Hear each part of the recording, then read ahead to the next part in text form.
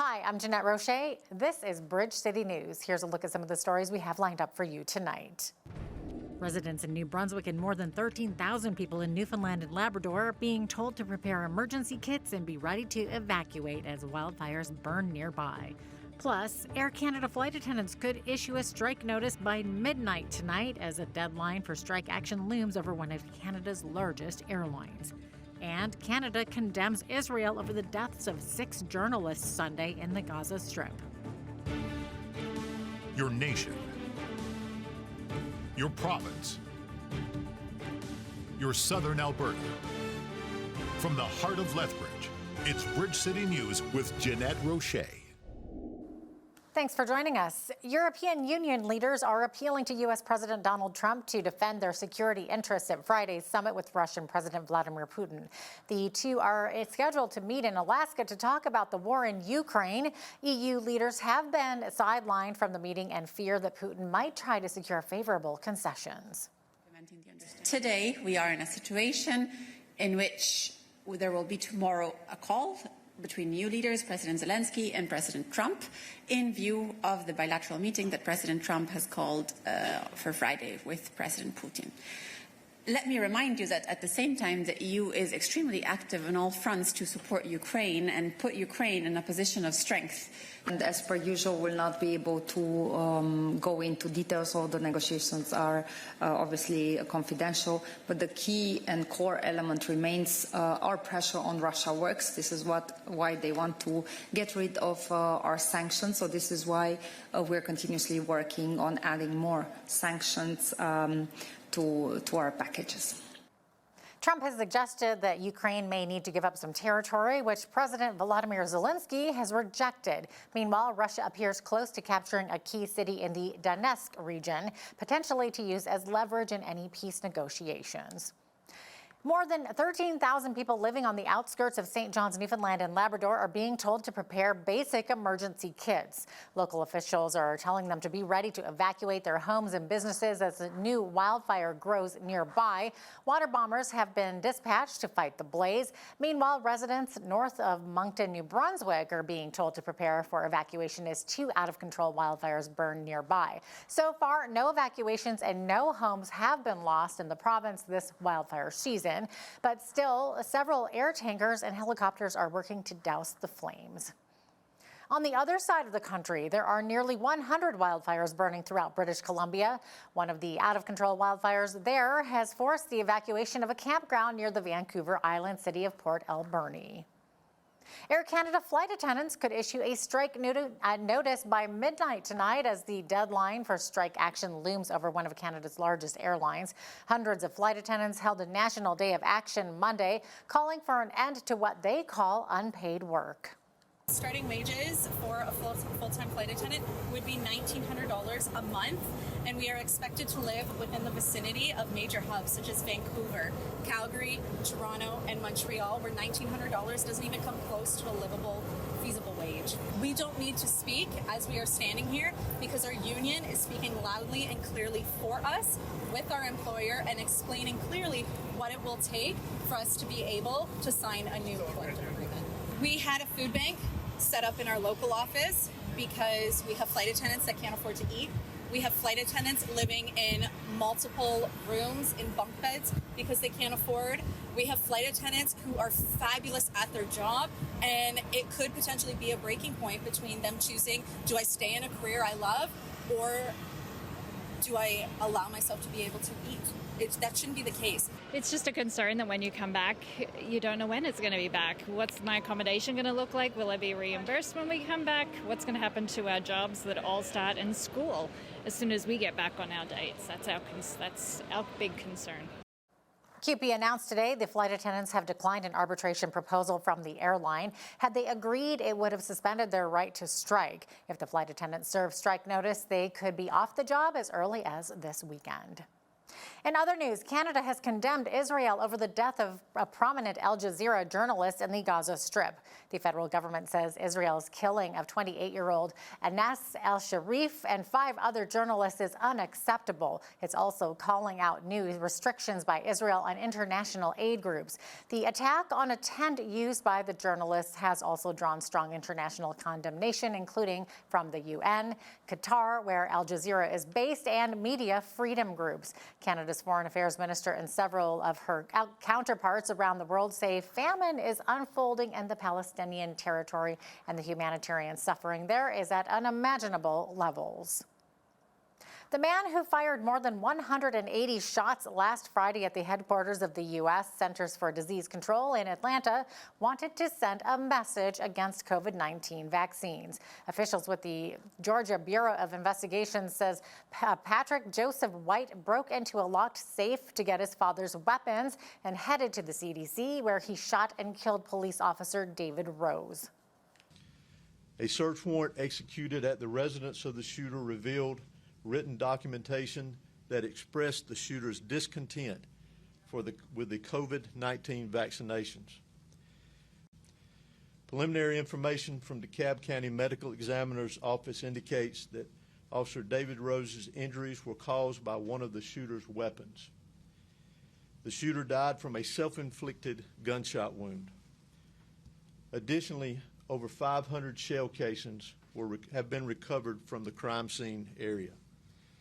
A total of 5 firearms, along with other evidence, has been recovered from the scene and will be submitted for further forensic testing. Close to 200 rounds impacted 6 of the CDC buildings. Currently, our investigation reveals that the rounds fired by the Emory police officer did not strike the subject. CDC security guards stopped White from driving into the CDC campus Friday before he parked near a pharmacy across the street and opened fire from a sidewalk. In local news, Lethbridge police have located and arrested a woman wanted in connection with the abuse of her 1-year-old son. Back in February, police issued an arrest warrant for 43-year-old Delia Terry Joy Gray.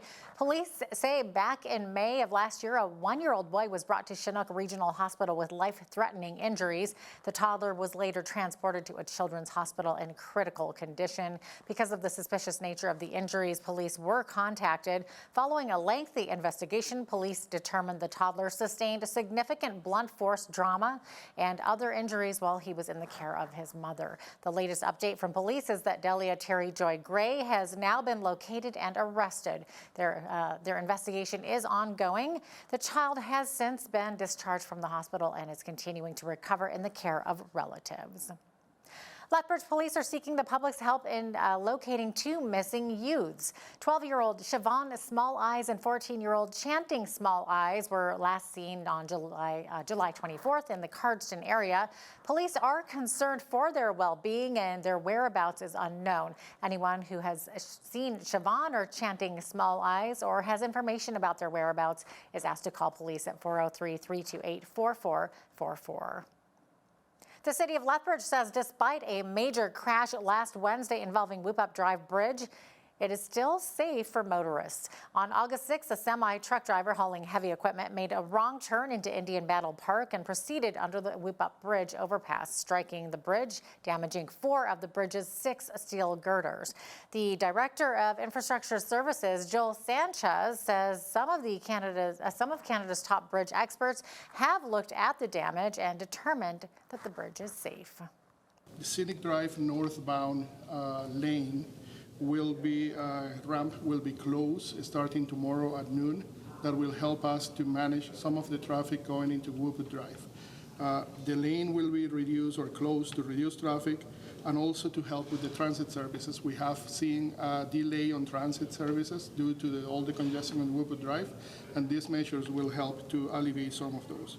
When you look at the Whoop-Up Drive, it's comprised of 6 girdles. 4 of them were actually damaged during the incident in August 6th. Number 1 is damaged but remains safe for motorists. That's the one that is heading westbound on Whoop-Up Drive. That's currently open and will remain open. We are monitoring that on a daily basis. Number 2 and 3 are damaged. and the repair is being planned as we speak. We have people just doing the design in order to see what we need to do. Number 4 is the one that sustained the most damage. Number 4 is the far lane heading eastbound. That lane will be closed for some time while we still need to assess the repairs and the maintenance that we need to do on that. Number 5 and 6, those are the 2 lanes that are open going eastbound. Those 2 are open, will be open for the remaining. Those girdles were not affected. I completely understand, and we've heard loud and clear the frustration by motorists, especially those that live and commute to and from the west side on a daily basis. I heard times of 2 hours plus, etc. And we have a city council. I apologize for the time that takes. However, we want to make sure that the bridge is safe. It's the most important. The driver of the semi-truck has been charged with failing to ascertain sufficient space for movement. Additional charges are pending. Lethbridge YMCA is honoring International Youth Day and joins the global celebration by highlighting the transformative power of local youth. With the goal of empowering young people, connecting and celebrating their potential, YMCA reaffirms its commitment to youth leadership through a special day. Today we have community partner organizations set up in our Galleria space at the YMCA to run free activities for youth and to share what opportunities are available for youth in our community. We're also running tournaments in our rec room space for youth to play games together, and we'll have DJ Rat-a-tat-tat in the Aquatic Center from 6 to 8 p.m. tonight. Button making, play activities with the Nature Center. We have the library here doing a pop-up library and having games for the youth as well. The youth are our future, and we want to make sure that they feel respected, celebrated, and have the opportunity to come together as a community and have fun. The recreational activities are taking place today from 12 until 8 p.m. The Southern Alberta Art Gallery is showcasing its summer exhibitions. They explore personal, ecological, and political aspects of the natural environment. The curator and exhibitions manager, Adam Whitford, says, among other things, the exhibits include reflections on the lessons and knowledge of remaining self-sufficient on the land that has passed through generations.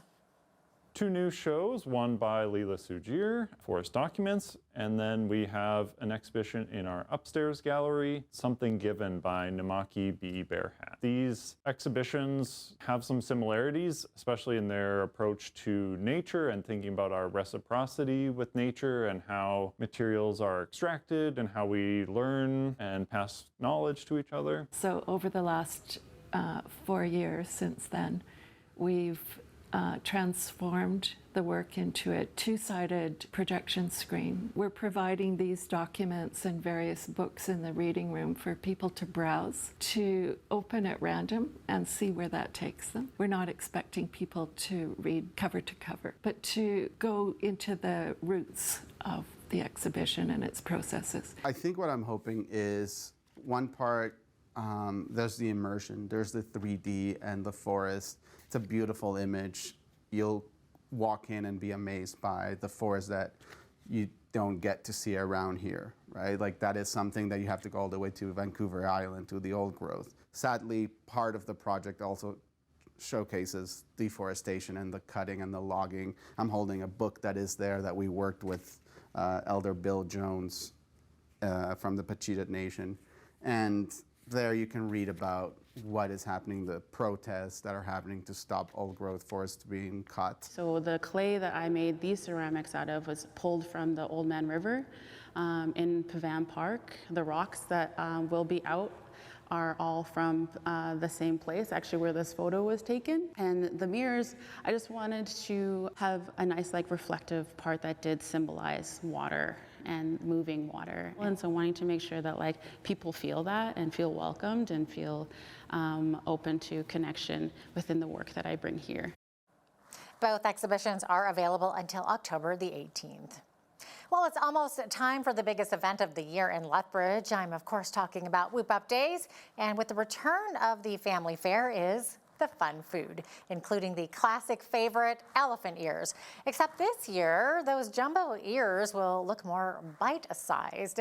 These jumbo bites will still taste the same with the classic fried bannock coated in cinnamon and sugar, but instead of one giant ear, you'll get a package of smaller bite-sized ears, perfect for sharing and dipping. Also new this year, chocolate, strawberry, or caramel dipping sauces. You can find them along with another new treat and more treats, actually, Korean and Mexican flavored street corn on the cob, caramel popcorn, and dirty soda scoop ice cream and floats. Just look for Lethbridge's historic streetcar number 8, the last remaining streetcar from the railway streetcar system, which will be on the Midway for the first time with all of these new treats branded as 6th Street sweets. Something not changing, though, is who will be serving up these treats. Since the earliest days of Jumbo Ears, it's always had a charitable partner that's gone along with it. And it's a great way for their volunteers to get out. It's a little bit of team building. They put the time and energy in, and then at the end of it, they get the financial contribution from it. And so this is a great way that we're able to give back. And teaming with the Lethbridge Longhorns, they have just been a great partner over the past couple of years. The energy and the effort that they put into making this a success is incredible. The Lethbridge Longhorns are a high school baseball academy that brings together top and local players to better prep them to advance into the game. Just look for those guys serving up those jumbo bites on the Midway along with that old streetcar. Whoop Up Days runs August 19th through the 23rd. And while we're talking about food, there was a one-day special on sale Monday at the Whistle Stop Cafe in Mirror, Alberta, northeast of Red Deer. The cafe became famous for defying COVID restrictions and staying open. And owner Chris Scott is not one to shy away from making political statements. On Monday, this was posted online. The Lekuzik burger, or as Chris calls it, the nothing burger. Just 2 buns with nothing in between them for $20 with money raised going to the Alberta Prosperity Project. I actually saw in the something to do with the court reviewing Alberta Prosperity Project's referendum question. They mentioned that Lukasik's referendum question proposal, which is, what was the question? Do you want Alberta to remain in Canada? Was a nothing burger in that it would never go anywhere, and it was kind of a pointless question. So when I saw that, I thought it was a great opportunity to do a special. In addition to that, I think everything is an opportunity to advance the idea of Alberta sovereignty or Alberta independence.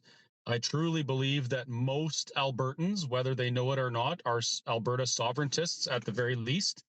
And so I think a lot of the times when I see opposition, rather than fighting the opposition, I just try and use that as a way to advocate for an independent Alberta. Scott says he came up with the $20 price for the nothing burger because that is the price of a one-year membership with the Alberta Prosperity Project. Scott says there will be more unique menu items as the separation referendum draws closer. Well, it was a warm one today in southern Alberta, making our way to 30 degrees and even hotter tomorrow. I will be right back with the weather report.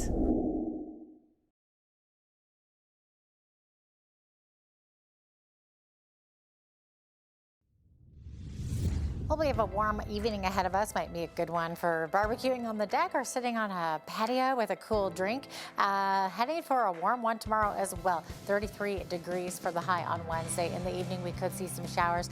Those showers remaining into Thursday there, so 60% chance of rain Thursday. And the temperature only 19 degrees, so it's going to drop quite a bit there. And then 22 on Friday, up to 27 on Saturday. Sunday looking at 28, and then 29 on Monday. So really, Thursday is just that low pressure system coming in. Average high for this time of year, 26 degrees. Average low, 11:35 was the record high on this day back in 2015. And in 1966, Lethbridge saw its coolest day on record for that day, which was 2 degrees. Sun rose this morning at 6:17. Sunset this evening at 8:55 p.m. So we are well into that 19-hour mark of daylight. As we look to the national forecast for tomorrow, sunshine on the west coast, Victoria sitting at 22. Vancouver was in a heat warning today with temperatures exceeding 33 degrees.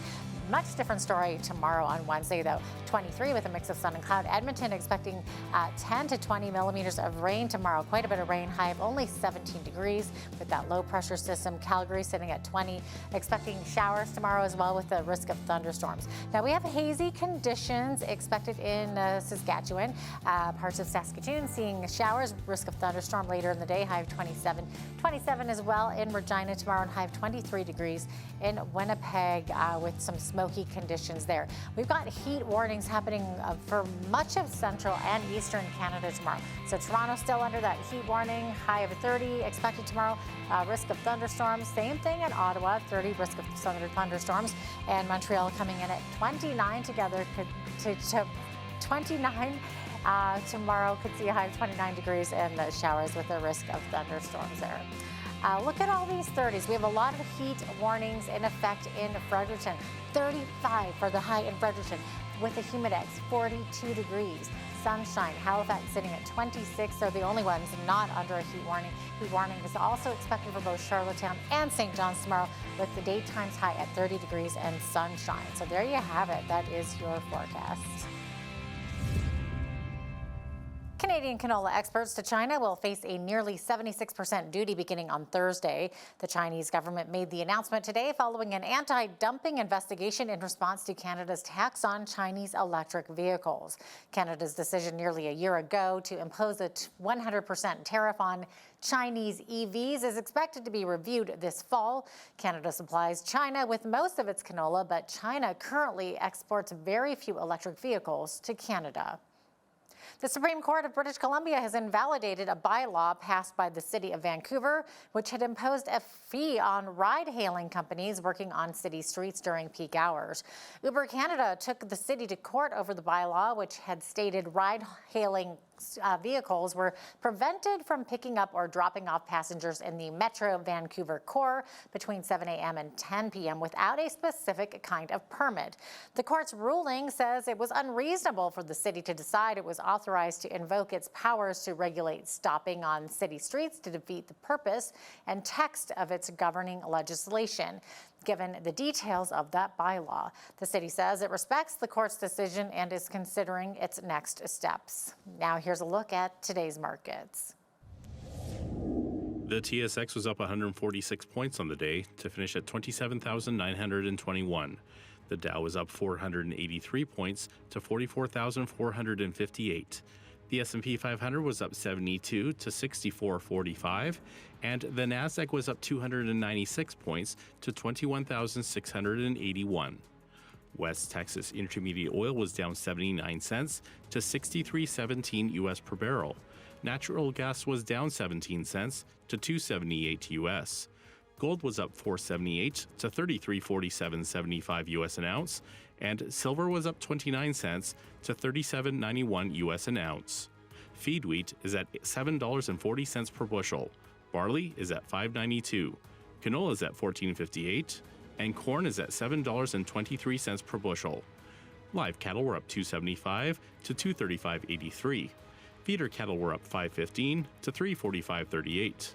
Lean hogs were down 12 cents to $108.85, and the Canadian dollar was even over the past 24 hours and currently sits at $72.60 US.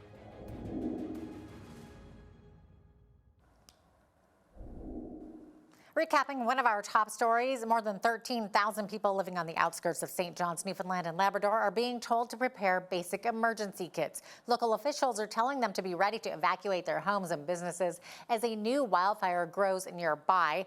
Water bombers have been dispatched to fight the blaze. Meanwhile, residents north of Moncton, New Brunswick are being told to prepare for evacuation as 2 out-of-control wildfires burn nearby. So far, no evacuations and no homes have been lost in the province this wildfire season.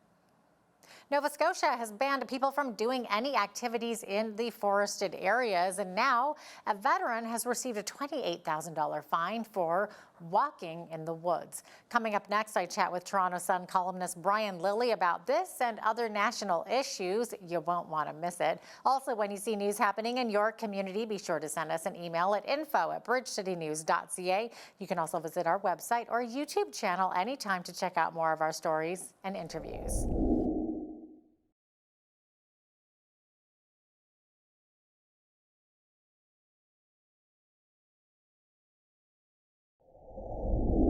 An Air Force veteran who served with Afghanistan and Iraq was slapped with a fine in excess of $28,000 for, get this, a walk in the woods. To chat about this and a whole lot more is political reporter and Toronto Sun columnist Brian Lilly, who joins me now from Toronto. Brian, welcome back.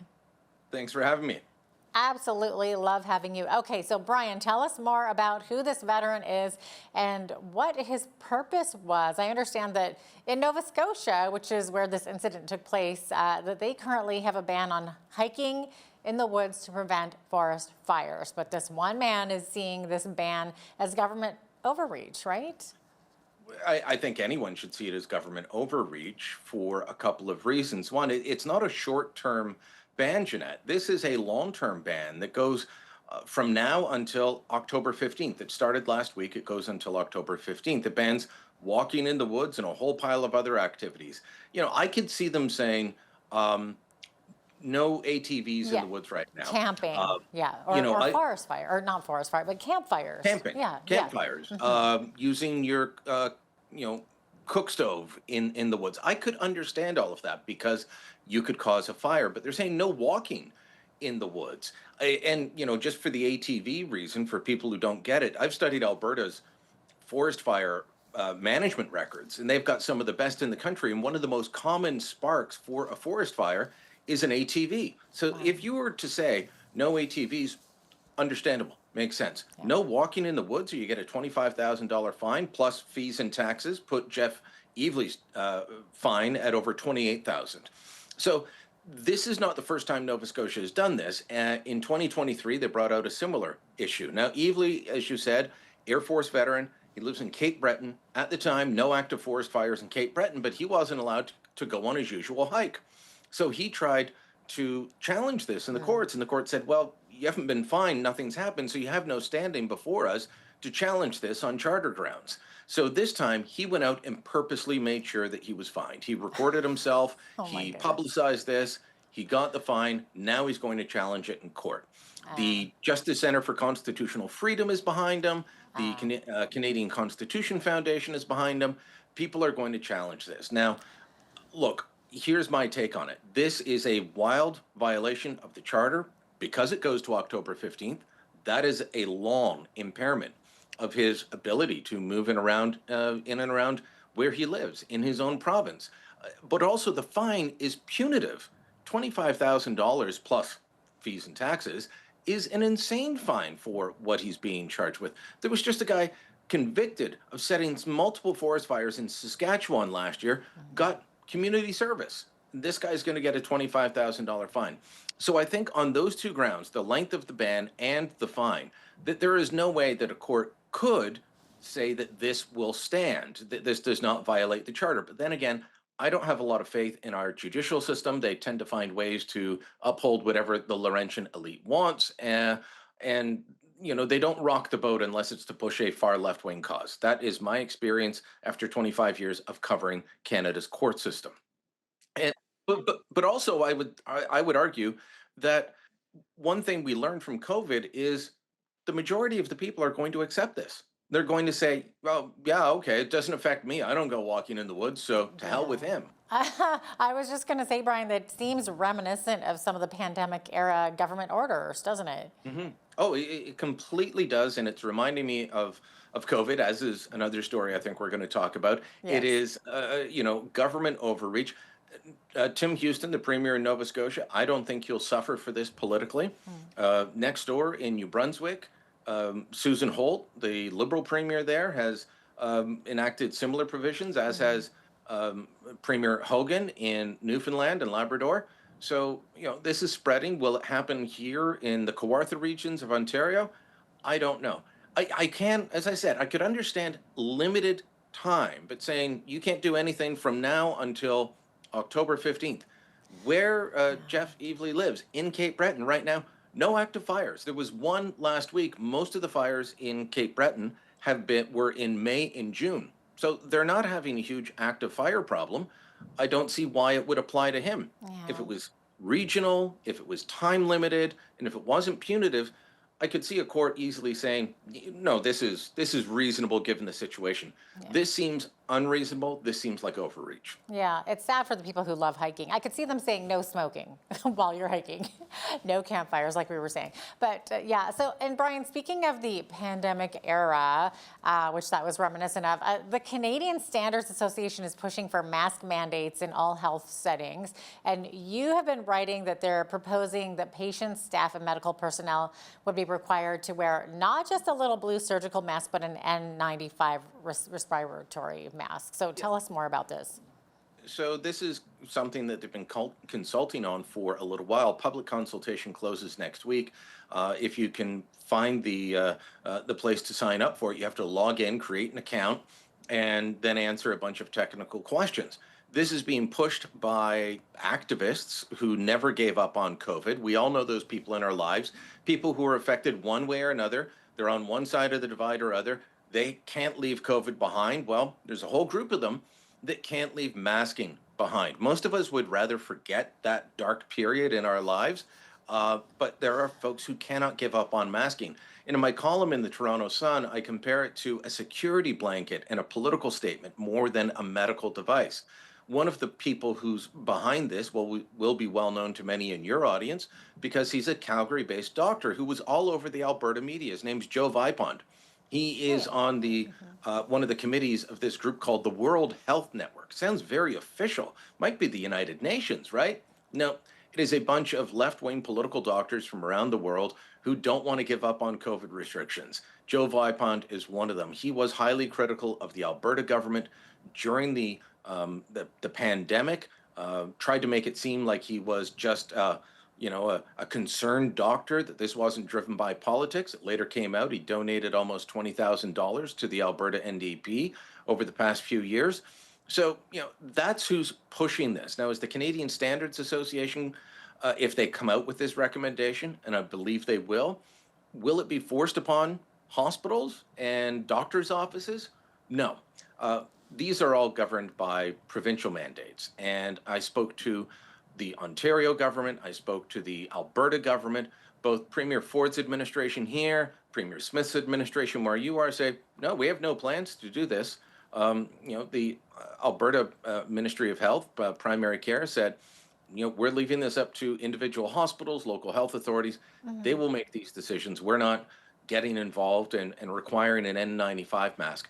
But if the CSA comes out with this, there will be pressure. But I've already heard from a number of infectious disease specialists. Some of them would be names that you'd know from the pandemic, and they're all saying, no, this is not necessary. This is crazy. We'll see who comes public over the next few weeks, but this is not a necessary medical intervention. This is politics masquerading as science. And Brian, do you know, would they be expected to wear it all day long or just when they step in to see patients? Do you know the details behind that? All day. All day. All day. So there is a portion of this recommendation that says there will be exempt zones, like where you've got the administrative area of the hospital and patients don't go there. That could be exempt. Well, the activists at places like Do No Harm, a group out of British Columbia that's supporting this, they want the exempt zones either shrunk or gone altogether. I think the World Health Network does as well. So a doctor, a nurse, a janitor that goes into work at your local hospital, or the staff at your local doctor's office, because this would apply there as well. Like the receptionist, those people. Oh, okay. Yeah, the receptionist, the staff nurse, your general practitioner, family doctor, they would have to be in an N95 mask all day. And when you step into those settings for treatment, you would have to be in an N95 mask the whole time. So the patient, Why? the patient as well? Yes. Ah, okay. Interesting. You know, We'll see it's what funny. happens there. I see my doctor socially. Yes. If they brought this in, I'd have to wear an N95 mask to go see him, and then we go out for a bite, and we wouldn't be wearing masks. Where's the protection? Okay, we'll have to see what happens there. Brian, moving on here. So Prime Minister Mark Carney has said that he wants to cut the size of the federal public service, and a new poll shows that most Canadians support that idea. So tell me more about that. This is a poll commissioned by the Canadian Taxpayers Federation, conducted by Leger, very reputable polling firm, and they found that more than half of Canadians were willing to say, yes, the public service needs to be cut. And I think they were presented with some facts and figures on how much it's grown over the years. You know, it's grown by tens of thousands since Trudeau took office in late 2015. And another question they asked was, do you think that your public services have improved since 2016, when the size of the public service began to ramp up? And people said no. So this really does help Prime Minister Mark Carney with his goal to reduce the size of the public service. Now, he never campaigned on this, by the way. Pierre Poilievre did. He said that he would, for every 3 people that left, either they quit and moved to another job or they retired, for every 3 people that left, he would only replace 2 of them. That's a very slow-moving way of reducing the public service through attrition. Very mild-mannered way to do it, but that was Poilievre's plan. Well, the Liberals, of course, in Ottawa went around saying there's going to cut hundreds of thousands of jobs, he's going to decimate your community. And that's part of why Bruce Vanjoy won in the riding of Carleton, where Poilievre represented for 20 years and where there are a lot of civil servants. Now, Vanjoy has to support a prime minister who wants to cut program spending by 15%. Well, you don't do that without cutting jobs, because an awful lot of the money in program spending are the employees. So this is going to be far bigger than anything Pierre Poilievre ever planned, but the Canadian public seems to have been conditioned. Maybe they've been reading my columns about how big the civil service has grown, and I think it's by about 40% it's grown, and there's no way anyone believes that their services are 40% better than they were a decade ago. Speaking of Poilievre here, so Brian, you have argued that since January, Canada needs a response to more than just Trump's tariffs, that we need a response to his attempts to change the economic fundamentals in North America. And last week, Conservative leader Pierre Poilievre released proposed legislation that you say could do just that. So what is in that proposal? Well, it's called the Canadian Sovereignty Act, and yeah, another sovereignty act. That's what we need in this country. We've got one in Alberta, we've got one in Quebec, we've got one federally. But this one is different. This is not about breaking up the country or keeping the country together or defending against other parts of the country. This is about unleashing Canada's economy. And he would do several things that are on Premier Danielle Smith's wish list.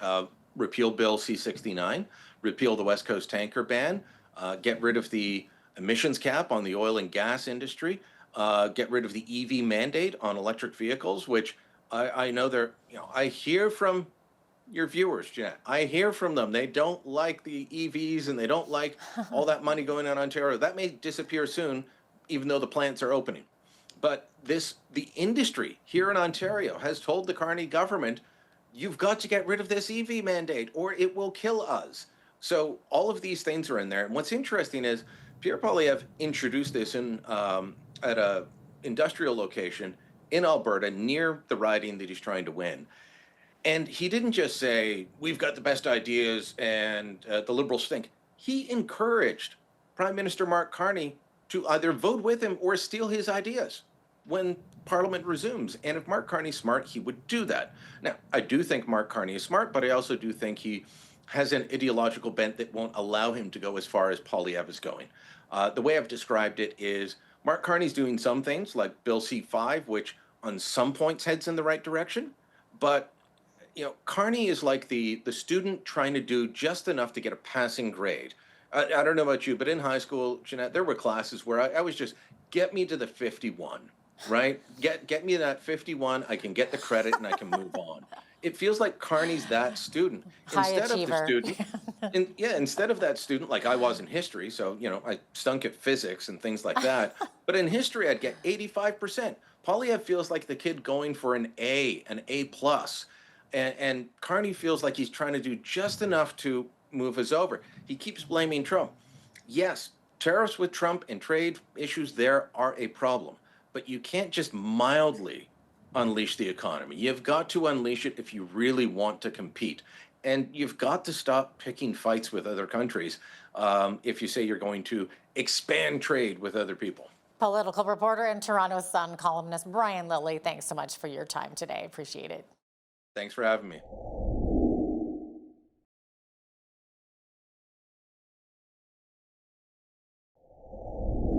Well, it won't be long before municipal elections take place across Alberta. They are coming up on October 20th.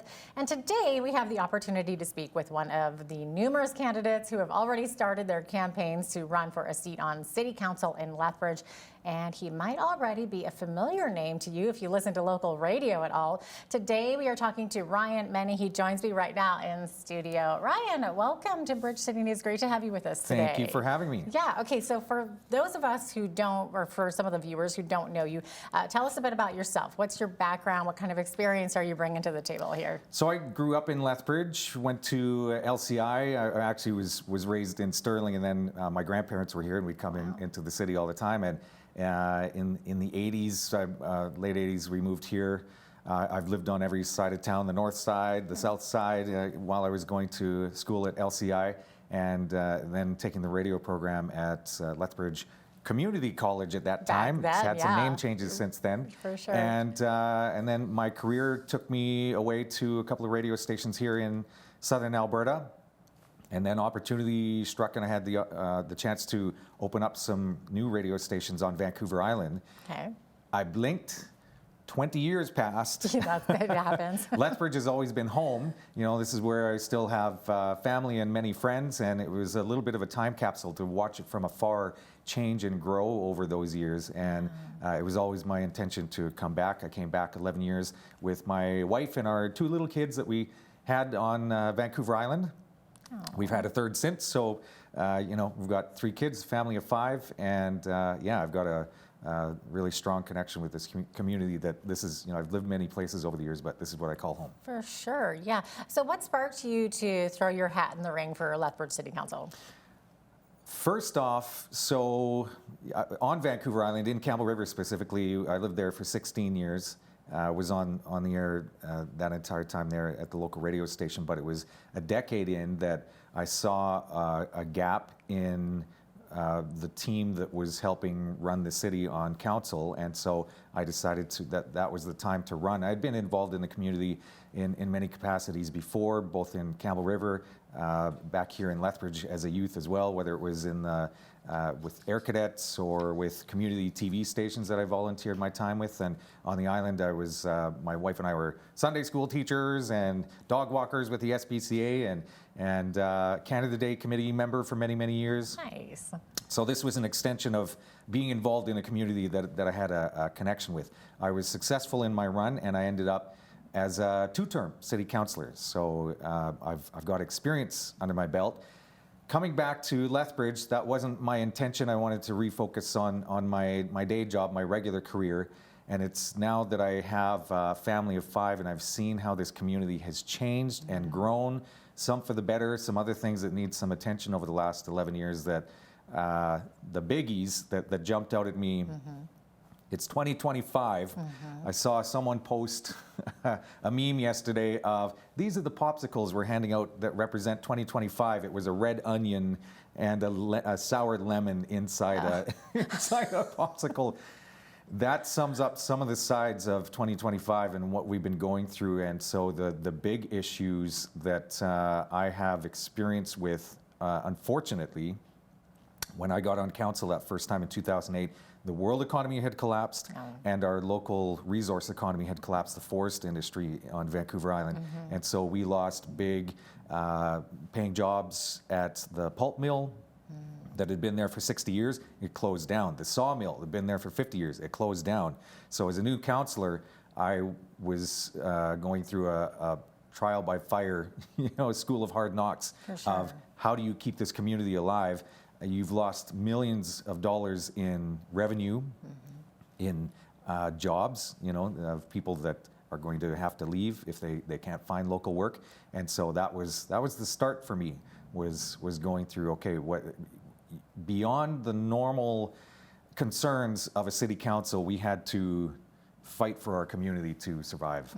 So you're used to fighting for your community. Yes. And you sat two terms there, right? Yes, yeah. So in You must BC have been at that time. very young. Yes. 17 years ago?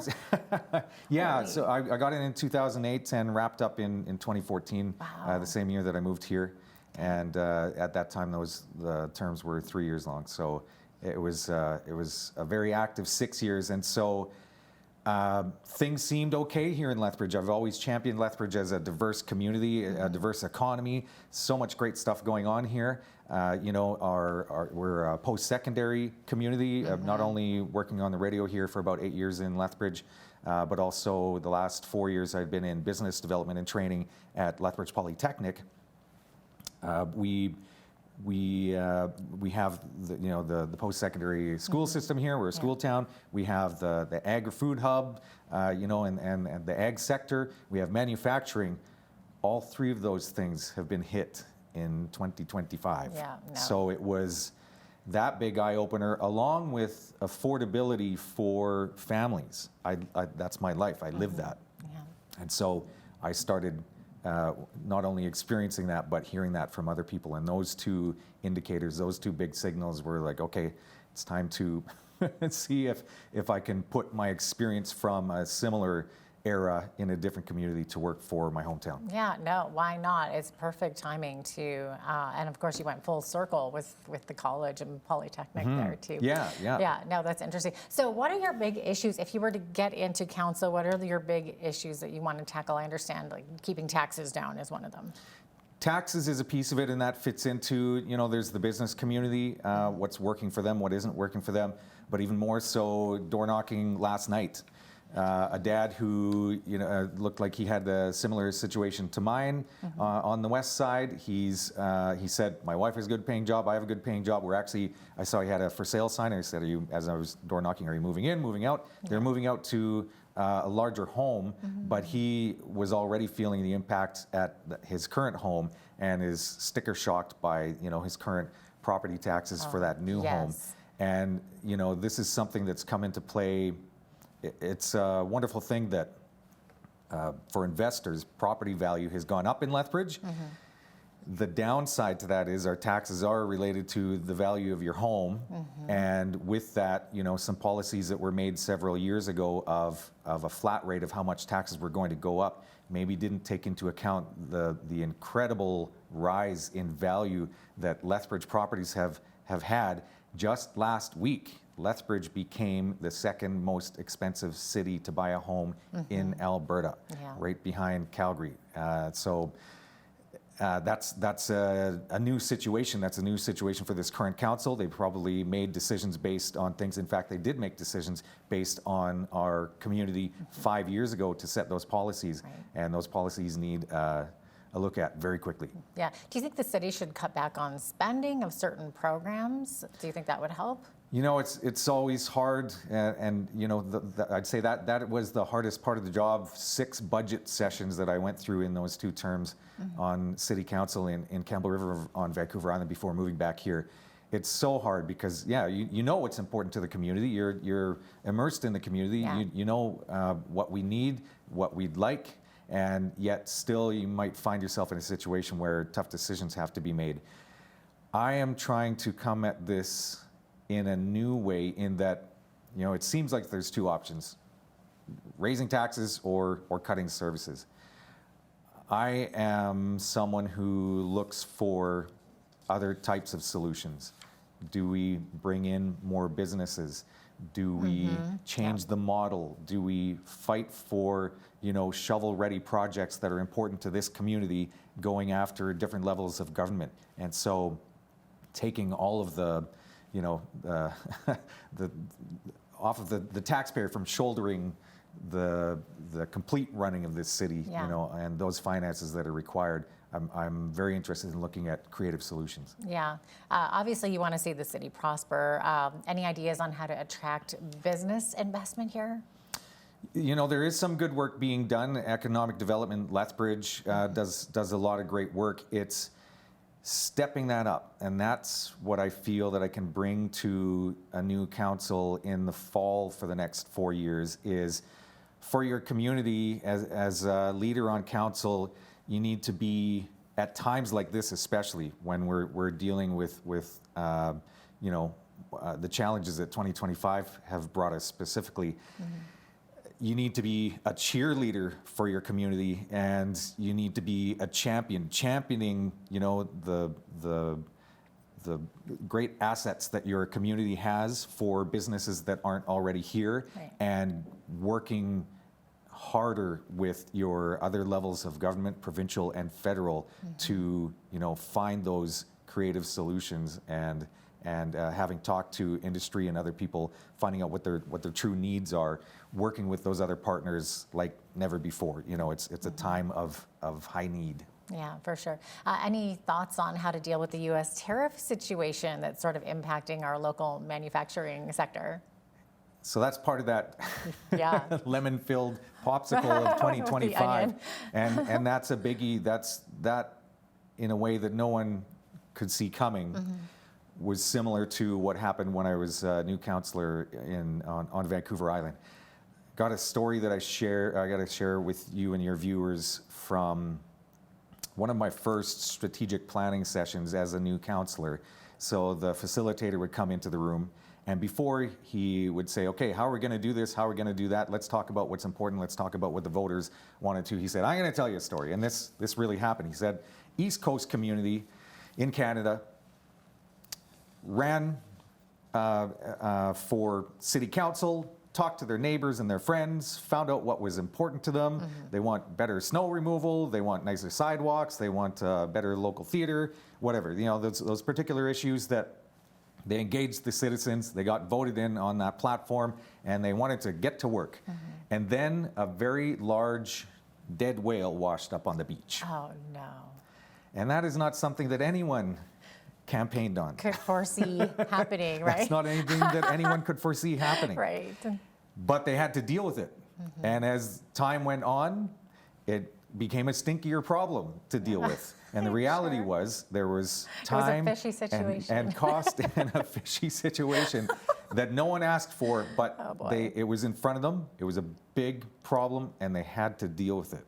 So what I learned from that wonderfully insightful strategic planner was be prepared for something to come, you know, out of the woodwork that you could not see happening, and find a way to deal with it. And so finding a way to deal with this situation that we find ourselves with, again, back to the community that we make so much here in manufacturing. We grow so much here, we're, you know, for the rest of the country and the world. And our biggest customer down south has changed that relationship. This is a time of great need, great creativity, and great collaboration to find other answers. There are some people that are working at it right now, but in a position on council, this is when, in a once in a generation issue for this community, you need those leaders and those champions with, you know, looking for those solutions. Yeah, definitely a curveball has been thrown. Yeah. yeah, no, exactly. Many candidates are voicing the need for more transparency from council. Any ideas on how that can happen? So that's another byproduct of society. You know, there's a lot of people that don't even understand what your municipal council does, and if they do, they do want a better connection. Door knocking yesterday, there's a lot of people that I saw both of it. People are like, well, I've never had anybody come by my door or chat with me.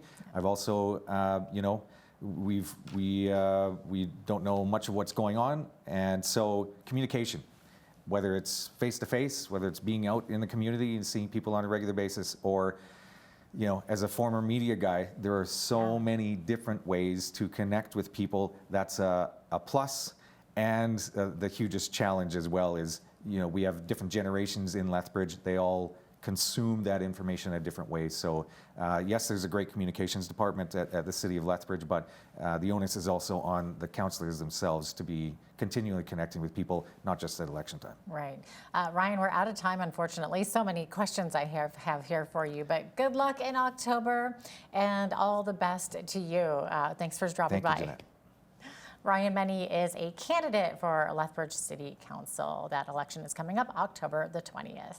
I'm Jeanette Roche on behalf of all of us here at Bridge City News. Thanks so much for watching.